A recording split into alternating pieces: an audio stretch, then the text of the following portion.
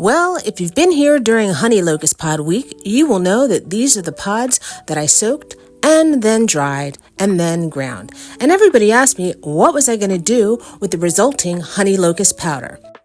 This is what mine looked like, but my friend Callie actually turned hers into peanut butter brownies.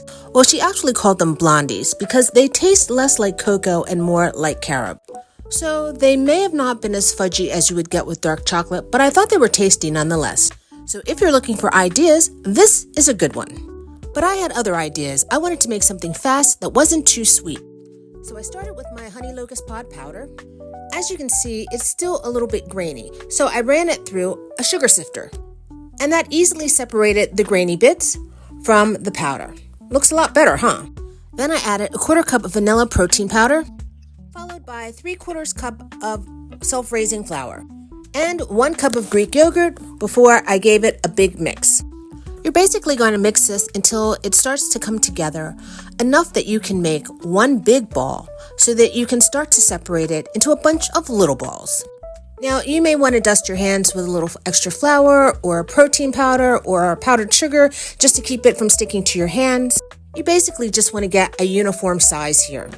And once you do, we're going to set the air fryer for 8 minutes for 325 degrees and then brush these little beauties with a bit of melted butter. If you prefer to use Pam or whatever, no shade, you just do you. Mine are sitting on a little Silpat liner that I cut especially to fit inside of my air fryer. And once everything heats up, there they go. When you get to the last 2 minutes, make sure that you turn them over so the bottoms get done, and voila, there you go. Now it's time for just another little brush of butter before I drop everything into a blend of granulated monk fruit and cinnamon. You don't have to use monk fruit. You can use a sweetener of your choice, or you can use a glaze. I was just going with what moved me.